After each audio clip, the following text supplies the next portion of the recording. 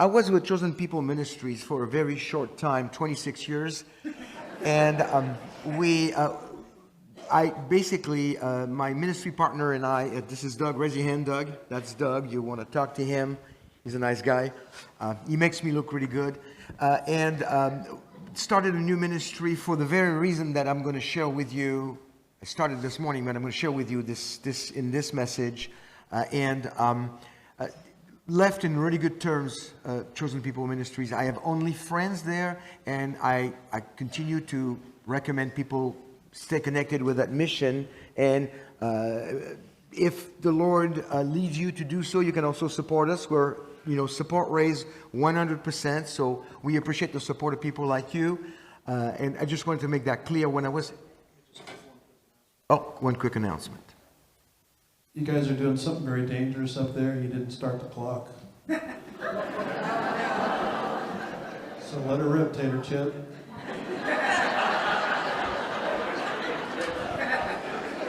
Yes. I got 2 free minutes and I'm going to use them. To the Jew first. Okay. So, where was I? So yes, my 26 years at Chosen People Ministries were wonderful. I was serving as original director, doing a lot of good things, but it was pulling me in a lot of directions that was also pulling me away from focusing on such a time as this, what's happening right now. So I had to make a choice. After much prayer, we decided to start our own ministry, and that's what Shalom and Messiah is all about. We'll tell you more if you come visit the table, if you talk to me throughout the weekend.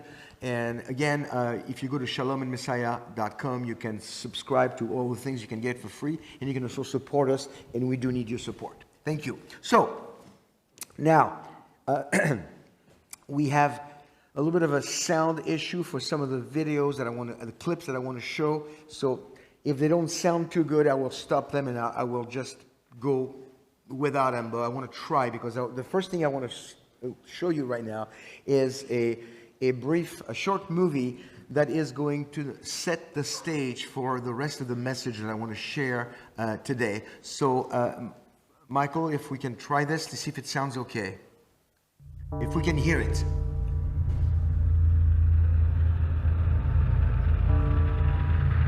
Can't see it. Oh, okay. Now, give me a thumbs up if it's clear.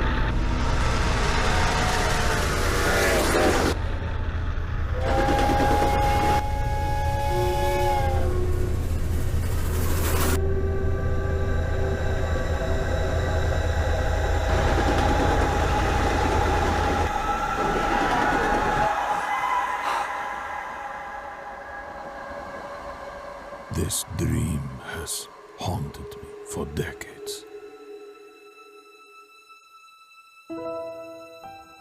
There are some things that time does not erase. Sometimes the only way forward is by facing the past. This is my story.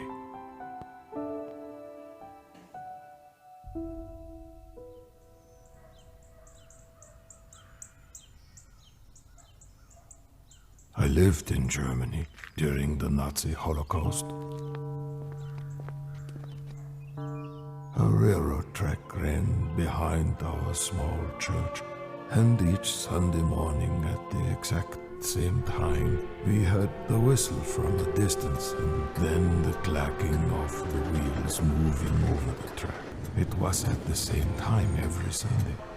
We felt the rattling from the trail of cattle cars, accompanied by the screeching of metal that would echo through our church walls. It was a Sunday in the spring that would change my life forever. Jesus said, "Do not resist an evildoer.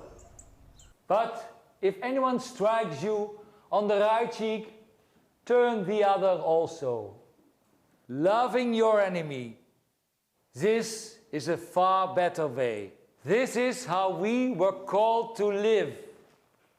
To understand this unnatural virtue, we must look to Jesus Christ as our model and our guide.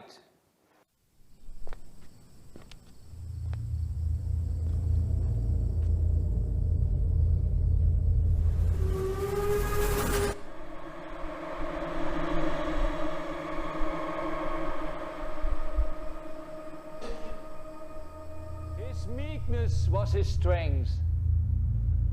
His silence, his statement to the world.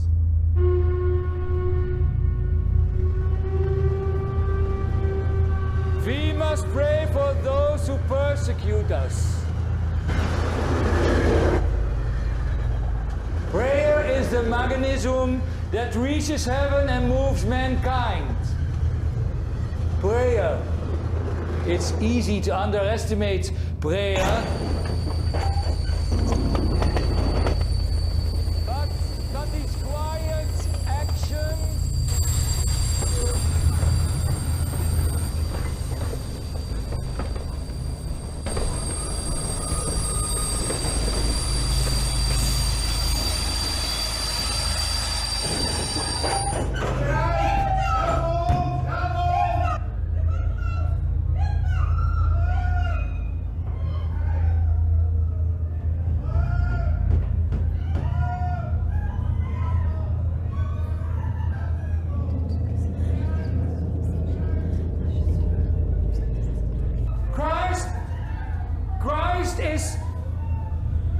Christ is the Prince of Peace.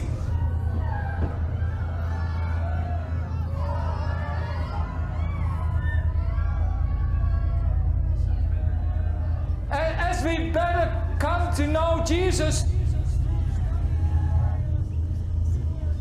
we learn to choose as He chooses. We learn to love our enemies and allow God's peace to rule within our hearts.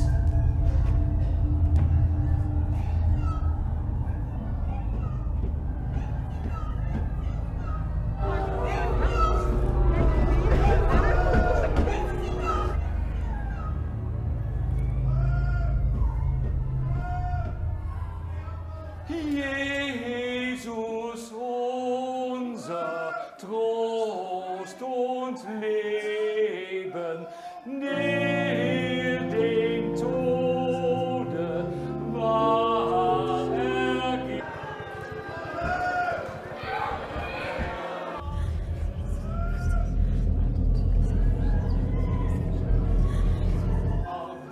Sieg und Leben wiederbrachst. Er ist aus des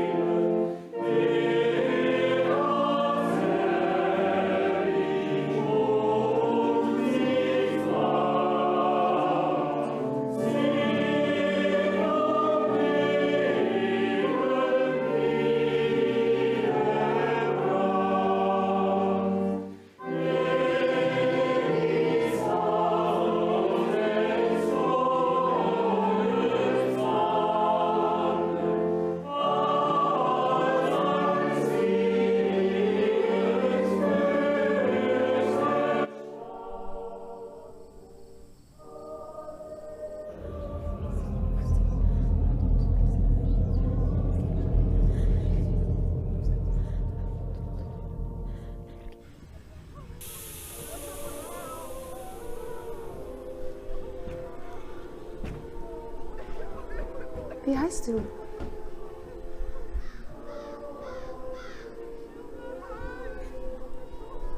Wie heißt du?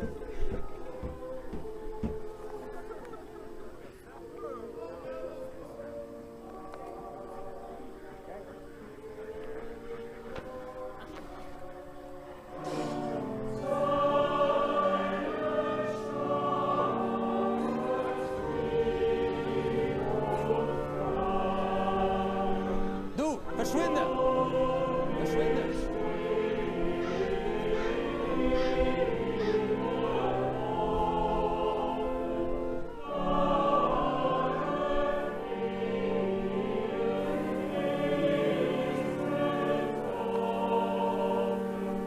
Years have passed and no one talks about it much anymore.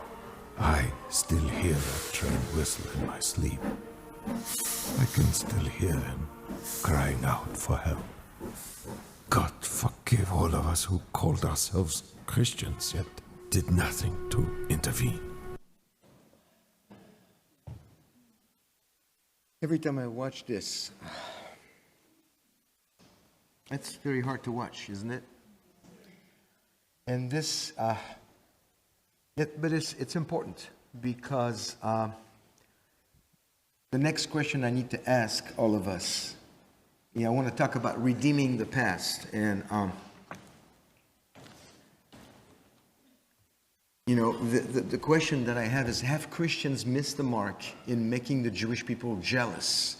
Have Christians made mistakes? Well, we've heard this morning from Dr. REAGAN, and from my first message and from Dr. REAGAN, very clearly that the church has a big part to play, had a big part to play in anti-Semitism. In Romans 11:11 we read, I say then, they did not stumble so as to fall, did they? May it never be, but by their transgression salvation has come to the Gentiles to make them jealous. That is the word of God, but I don't think the church has been very good at making my people jealous, really. But there's hope, and that's really what I want to spend time on this afternoon. But the first thing I want to tell you about is, and really it's a perfect illustration of what Dr. REAGAN spoke about this morning when he talked about the history of the church. He covered some of those things. He didn't have time to cover them all, but I put them together in a graphic, in a visual that I think makes sense to me. It's what I call the Christian baggage. When Christians, when you talk to your Jewish friends, you cannot ignore the Christian baggage. And it's this big suitcase that has all those things inside that your Jewish friend knows about. The Crusades, the Inquisition, the pogroms, Luther, the Holocaust, the Black Plague, forced conversions, blood libels, host desecration, the greedy Jew, the ghettos, the expulsions, all those things that your Jewish people, your Jewish friend will know about, that you need to know about. You heard some of it this morning, and actually there's quite a bit of details on that history in this book. I'm really bad at speaking on my books, but if you want a lot of information on this, it's in this book, End Times Antisemitism. Half of it has the history of anti-Semitism with a lot of footnotes. So I want to talk about what we just saw in that movie, what I call the bystanders, because the model, the biblical model, is actually the opposite of that. The biblical model is found in the story of the Good Samaritan. In Luke 10:30-33, Yeshua replied and said, a man was going down from Jerusalem to Jericho and fell among robbers, and they stripped him and beat him and went away, leaving him half dead. And by chance a priest was going down, a priest, Jewish man, a Levite, was going down that road, and when he saw him, he passed by on the other side. Just didn't want to look. Didn't want to get involved. Likewise, a Levite also, when he came to the place and saw him, passed by on the other side, another Jewish man. But the Samaritan, not exactly a friend of the Jews, who was on a journey, came upon him, and when he saw him, he felt compassion. So here we see the enemy of a Jewish person actually doing something good to help that Jewish person. And that's, I'm not saying we're enemies, but I'm saying that if an enemy of the Jewish people can find it in himself as a human being to help a Jewish person, how much more would a Christian, should a Christian who reads their Bible and know the place of Israel and the place of Israel in the Bible in God's plan, how much more should they do something to help Jewish people? And that's where I want to go today in this message. I want to try to play this very short clip of a Holocaust survivor. I think he's still alive. I forgot his last name, but he's going to talk about upstanders and bystanders. Let's see if we can hear him. I hope so.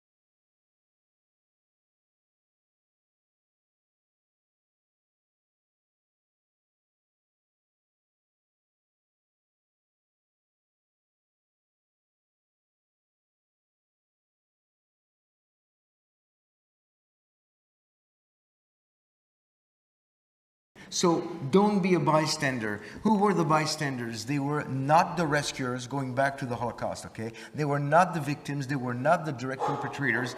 A bystander, you might have heard me say this before, but it's worth repeating. A bystander who does nothing only facilitates the work of a perpetrator. Looking the other way, not being involved, does not help. I want to tell you a quick story.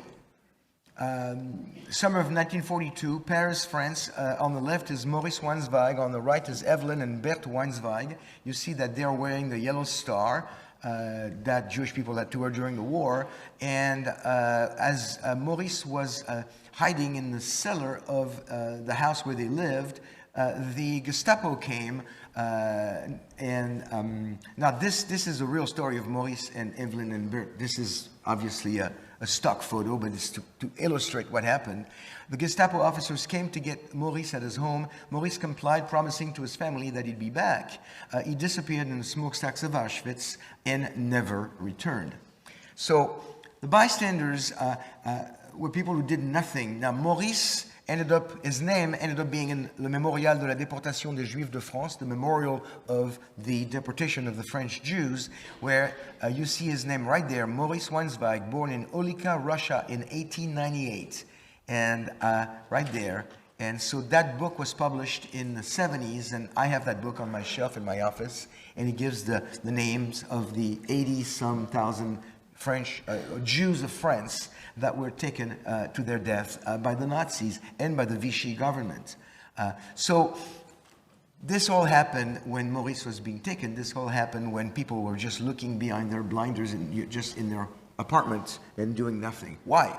Fear, feeling powerless, protecting family, greed, hatred of Jews, antisemitism, or combination of all those. That's possible. But is that the right thing to do? Well, my conviction, biblical conviction, that we can apply to today is that we cannot afford to be bystanders anymore.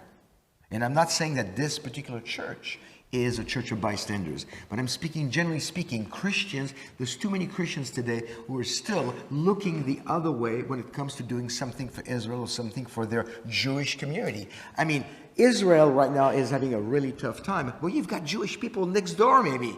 You've got Jewish people in the store, in the school, in the bank, at the grocery store. You've got Jewish neighbors. You live in an area, there's Jewish people everywhere. When God put us in a diaspora, He did a very good job. We're all over the place. And so supporting Israel at a time of war is necessary, but it also, we don't want to forget that there's something we can do locally wherever we live. And that I want you to keep this in mind. Now, I'm not a big sports fan. Actually, I don't care about sports at all. I shouldn't say that. I shouldn't say this publicly in Texas. I realize this is a very dangerous proposition. But, so I did not watch the Super Bowl. I just not interested. I don't watch basketball, so. Good. So, but that's how much I don't do sports. But there was an ad. How many saw it? An ad during the Super Bowl. I want to show it to you because that is where we need to be. So let me see if we can play it. Sorry about the sound. It's coming from the computer, not from the audio, so we'll do our best. Let's go, Mom. We're going to be late. Hi, Mr. Tony. Mom, what's that? Nothing. Just get in the car. Let's go. Who did that? Come on. Right now. In. Get in. Right now. Let's go. Did you paint it or something? Move it. Seatbelt on. Right now.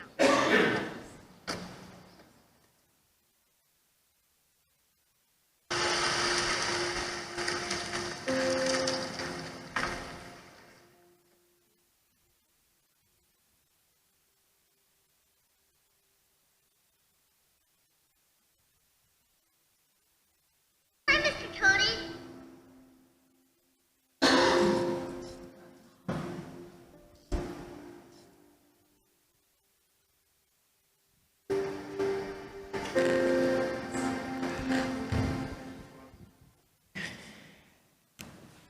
This is who we need to be, Mr. Cody. This is the man I want all of you to be.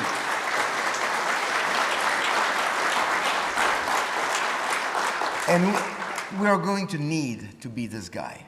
If you think that this graffiti is just a symbol of what's going on, it's not a symbol of it's everywhere in the world right now.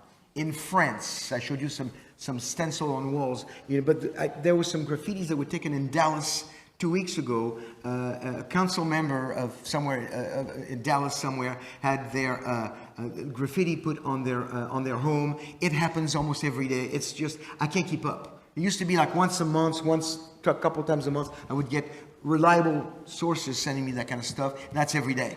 Multiple times a day. I wake up every morning and my email box is full of those reports. I have to pick and choose the one that I can really use to really send a message. I'm really glad this ad was put together. It doesn't say much, but it says it all. Do not be a bystander. So, the current events and the global rise of anti-Semitism, we've talked about what happened on October 7th this morning, and so I'm going to go very quickly on this. I'm going to remind you that this was the heaviest Jewish death toll since the Holocaust, and what happened is that it unleashed unprecedented anti-Semitism and also a lot of cartoons. I picked up those cartoons in the last couple of weeks, and I want you to notice something. All the cartoons that I'm going to show you are going to paint something about Israel, but it's actually the exact opposite. Everything that those cartoons from the Middle East are showing about Israel is exactly what's happening. It's what Hamas is doing and what the world is supporting. So, for instance, here is the American hand holding the angry wolf or dog eating a poor Palestinian kid right there. So it's America controlling, holding the leash of Israel, but Israel is going after Palestinians. And that's exactly what's going on in the news, right? It's opposite. How about this one? Netanyahu drinking blood of Palestinians. In case you didn't pay attention, the glass he's drinking from is in the shape of the Gaza Strip. Okay, here's the truth if I know it. Israel is controlling the news. Really? Really? Israel, if we were controlling the news, it would look a lot better. Okay? This is the opposite. This is Israel, the Jewish people with the demonized Jewish people hiding behind the face of humanity. How about this one? Netanyahu putting, if you see in the oven on the left side, there is the color of the fake Palestinian flag. Now you know it's fake because you've seen the real one this morning. So you see Netanyahu here with a swastika on his armband, putting Palestinians in the ovens. We, the Jews, have been called for the last several decades now the new Nazis of the Middle East. That's what we're being called. okay? So this is not news, but it keeps being fed. You know what's amazing to me is that I haven't seen any cartoons about the Arabs done by the Jews. I can't find them. I'm sure they exist, okay?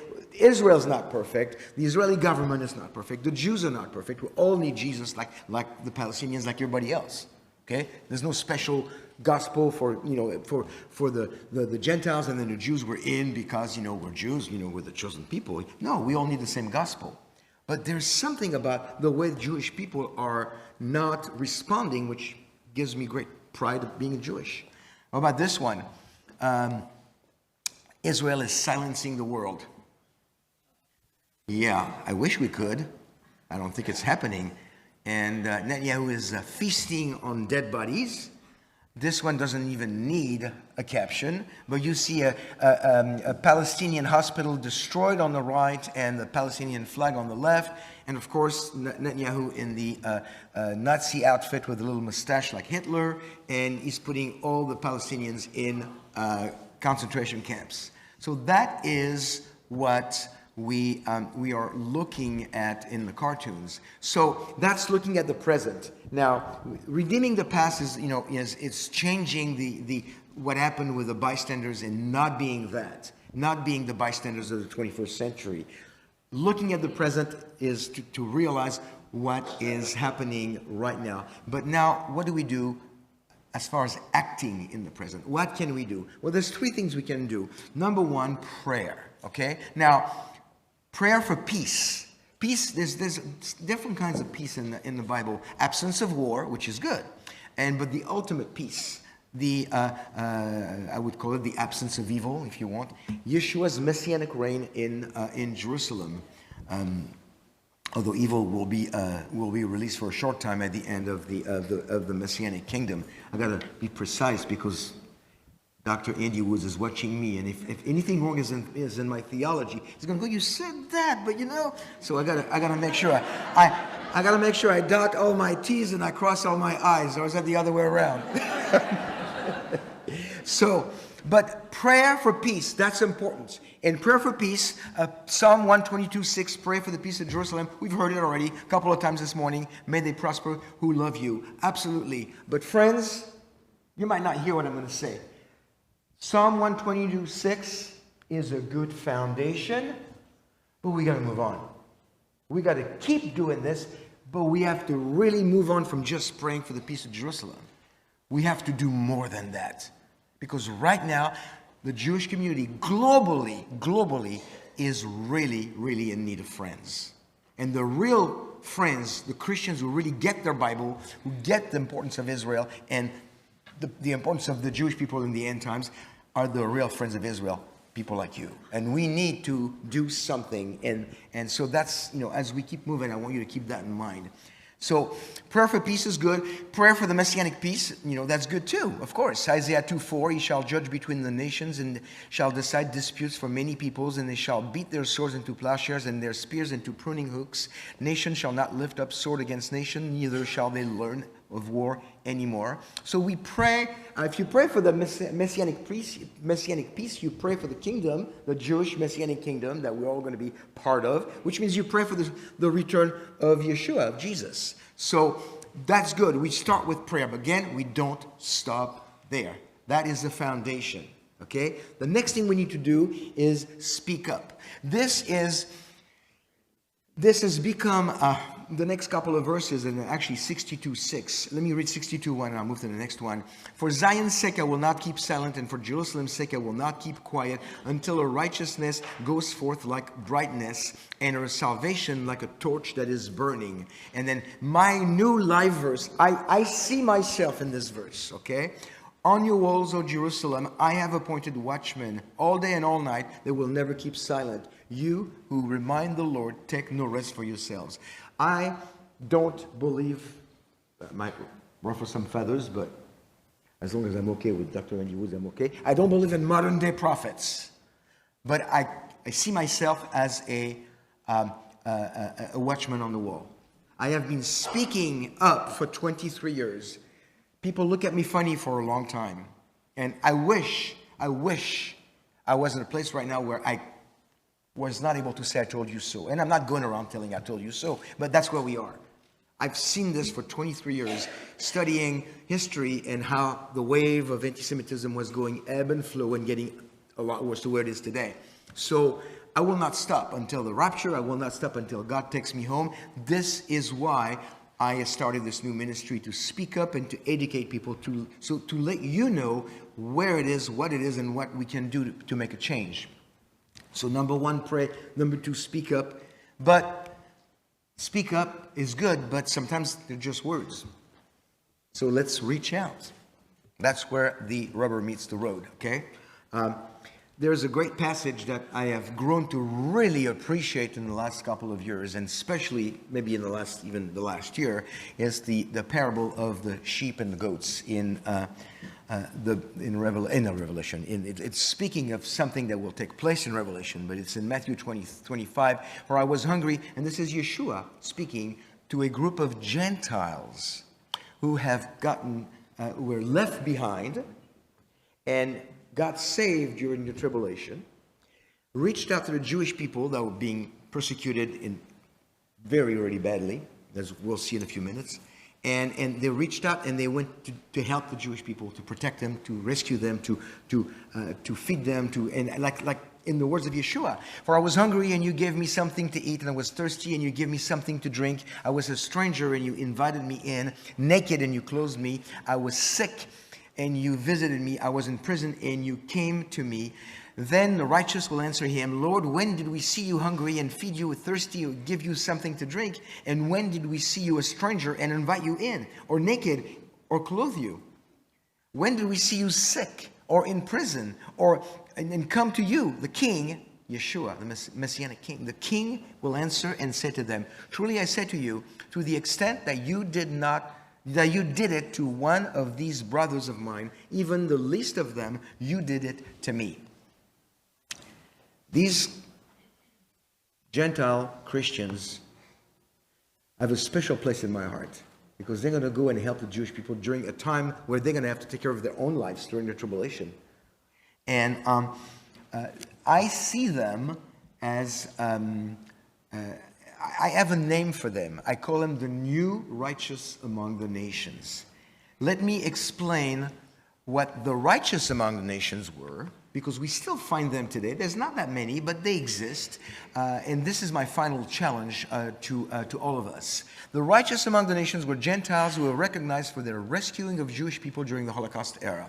Okay, they went out of their way to help Jewish people, to rescue them and protect them. And there are stories. There's like probably about 22,000 of these people. If I throw some names at you, you'd go like, oh, okay, that makes sense. Corrie ten Boom, Oskar Schindler, Raoul Wallenberg, all those names you've heard, or you might have seen movies about them. They were Gentiles who actually went the extra mile, I would say the extra many miles, to help rescue Jewish people. And I see these Gentiles in the tribulation as the new righteous among the nations. But I also see a principle. It will take place. I'm pre-mill, pre-trib, pre-everything. You know what? So I believe the next event is going to be the rapture. But I see a principle in the way they're going to behave with Jewish people. The way that these Gentiles are going to say, oh, you know what, I'm a believer now. I got saved. I understand the place of the Jewish people in God's plan. I want to go out of my way to help Jewish people. That principle, why can't we apply it today? We're not in the tribulation. The rapture hasn't taken place, but that principle can be applied today. And I'll give you a very good reason at the end of this message. But going back to the Gentiles of the war, of the Holocaust era, I want to introduce you to a couple. They don't look much like anything. It's Pierre and Ida Daricot, two not so famous righteous among the nations. Some of you have seen those pictures because you've heard me before, you've seen it, but it's a story that I love to repeat. So Pierre and Ida Daricot were two farmers that actually rescued a few people on their farm in the last 2.5 years of the war, and from 42 on. And they rescued Evelyn Wansweig and her two cousins, and they stayed on that farm for about 2 years. And in 2013, Evelyn Weinzweig, that little old lady on the picture under the yellow arrow, reunited with the Dariko's two sons on each side of her as they received the Yad Vashem, the memorial in Jerusalem, Yad Vashem medal on behalf of their deceased parents. By the way, when their parents died, after they received the medal in 2013, they received the highest honor given to a Gentile, which is that medal of the righteous Gentiles, and they immediately, posthumously, became citizens of Israel. It happens at the same time that you receive the medal. You become an honorary citizen of Israel. What an honor, okay? So those two farmers who had no weapons, probably no education, just a farm and some food on the farm, already had a family of 6, and they took in 3 Jewish kids until the end of the war. And that little lady, Evelyn, was saved by that family of Gentiles, and she made it through the end of the war. She went back to Paris to go back into the house where she grew up, where her father was hiding, if you remember the beginning of the story, in the basement. And that's Evelyn marrying George Melnick. For 63 years they were married, and yes, they had a very good-looking son. So I would not be here speaking to you if it was not for that family of farmers being righteous Gentiles. And mom and dad are with the Lord because I was able to lead both of them to the Lord 11 years ago. You'll see him again. And so, but the important part, is that this family of farmers, they didn't care if there were more people doing what they were doing in the village around them. They didn't care if the Nazis were going to come. They were Gentiles who wanted to help Jews. They didn't want to take any money for it. They were risking their own lives. And those things are what constitutes the criteria to make somebody eligible to become a righteous among the nations. But I am looking right now at the new righteous among the nations, and I want to talk to you, and I need to close here, but we're almost done, about the time that's coming in the tribulation. We're not going to be in the tribulation. Can I get an amen? Amen. Okay, that was not loud enough. Amen. You heard it?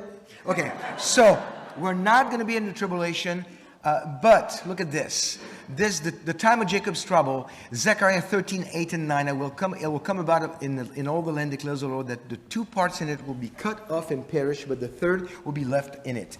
I will bring the third part to the fire, refine them as silver is refined, and test them as gold is tested. They will call on my name, Baruch haba b'Shem Adonai, blessed is he who comes in the name of the Lord, and I will answer them, and I will say, they are my people, and they will say, the Lord is my God. At the end of the tribulation, this is what's going to happen. The Jewish people will, the ones who will survive, many of them, because of what the Gentiles, those new righteous among the nations will do. They will survive, and that 1/3 will become the Israel of God of Galatians 6:16. It will become the remnant of Israel. All at once, they will become the believers. But that happens through the witness and the protection and the rescuing of the new righteous among the nations. Now, if it was to happen today, and that was always bothering me, but no, I just love telling the story. If it was to happen today, 15 million Jews in the world, 10 million would die, 5 million would survive, and that 5 million would be the 1/3 of Zechariah 13, 8 and 9 that will call upon the one who they have pierced, and Jesus comes back. By the way, Dr. Reagan said that this morning. Let me repeat it. Jesus is not coming back until the Jewish people call him. You realize that has nothing to do with you? Israel has to call Yeshua back, and he comes back. But if there's no Jew to call Jesus to come back, then Satan doesn't lose his job, and he doesn't like where he's going to retire. It's not Florida. It's hotter. So if he can get rid of the Jews, there you go. Now you have antisemitism, a demonic and irrational hatred of Israel and the Jewish people. That's what it is. Okay? And so we have 1/3, 2/3. Well, today, If it was today, it would be 15 million, 10 million, 5 million. But, be encouraged. God didn't give us a number. Thank you for that. He didn't give us a number. He gave us a percentage. What does that mean? Well, that means that if it's a percentage, today would be 10 million and 5 million. But from a pre-mill, pre-trib perspective, any Jewish person saved before the rapture will reduce the number within the percentage. Do you understand that? If you share the gospel with your Jewish friends, you'll come with us in the rapture. This is the encouragement. This is where I want you to get off your tuches, which is Yiddish for tush. You get it? Okay. And be bold with your Jewish friends. But here is the one more thing I want to share with you.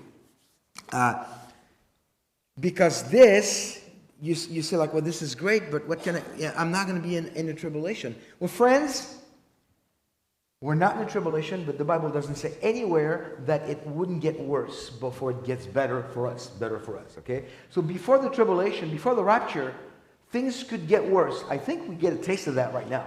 I mean, my people, the Jewish people, are getting a taste of that right now. And it's going to get progressively worse.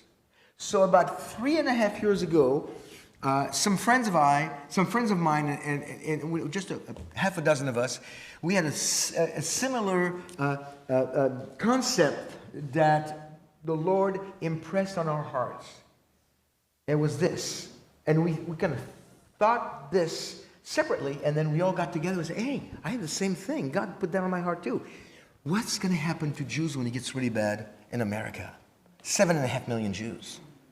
What can we do? So we started getting together, and we've been meeting twice a week for the last 3 years now, and we formed a network of like-minded Christians who are saying one thing: when it gets bad for my Jewish friends or for a Jewish family, even if I don't know them, my house is open. And so we have built, and it continues to build, and I got to tell you, friends, since October 7th, it's been growing exponentially. A lot of people are saying, we're in. We don't collect money. We don't take donations. This is not a ministry. This is not an organization. This is not a mission. This is just a group of like-minded Christians who say, take my name, and if you need something, let me know. I can take a Jewish family, a Jewish person, and I want to be a new righteous among the nations. Because that's a biblical thing to do, isn't it? So I want you to prepare in your heart, prepare in your mind for something like this. It's not for everybody. If you don't open your house, it's not because you're anti-Semitic, it's just because you can't, I understand that, but many people will, and I'm counting on them. And again, we're not collecting money, it's just, there's a way to sign up. So again, that code right there is for this afternoon. If you get that code, when you go back to, if you already went this morning on this, okay, you'll get my notes for sure, but you'll get on the page. Now don't do it quite yet. Listen to me. Don't do it quite yet. Let me explain, because I got two. Well, technically I'm done because I got 2 minutes left. Okay, Okay, so you go on that page and you're going to connect with Shalom and Messiah. Now, this is our ministry. We go in faith. We do take donations because we do a lot more teaching and seminars and conferences. So that ministry will accept donations. But then you'll have on the bottom of the screen, it's going to say network code. You put that code and it's going to send you an email. You ask for whatever you want on the page, and it's going to send you an email saying, click here if you want this, click here if you want that, and there's going to be an email, a line that's going to say, click here if you want to be connected to the network. And that will take you to a page where you're going to give us information. We're going to give you directions. You're going to get information like, I'm a doctor, I'm a lawyer, I live on a farm, I drive a bus, I fly a plane, all that kind of stuff that would be helpful to us. And then down the road, I pray we never have to contact you. I'm afraid that's a little too utopian, okay? But down the road, somebody will reach out and say, hey, you live in that area. Could you host a Jewish family for a night, for a day, for a week, and then you're on your own. Again, we don't collect money. Technically, we don't exist. We don't exist on the web. We don't have a ministry presence. We don't have a brochure because we are the equivalent of a underground railroad for Jews. That's who we are. So that's separate from Shalom and Messiah, but Shalom and Messiah works with that group. So now you can scan, now you can sign up, and I'm not going to know who signs up by name. I'm not going to go knock on your door and sell you some Jewish Avon or Tupperware. I promise I won't do that. But friends, we live at such a time that right now, I need to count on you. So if the Lord leads you to support a ministry at Shalom and Messiah, thank you in advance. We need it. But if the Lord leads you also to open your house for Jewish family, God bless you and Shalom. Thank you.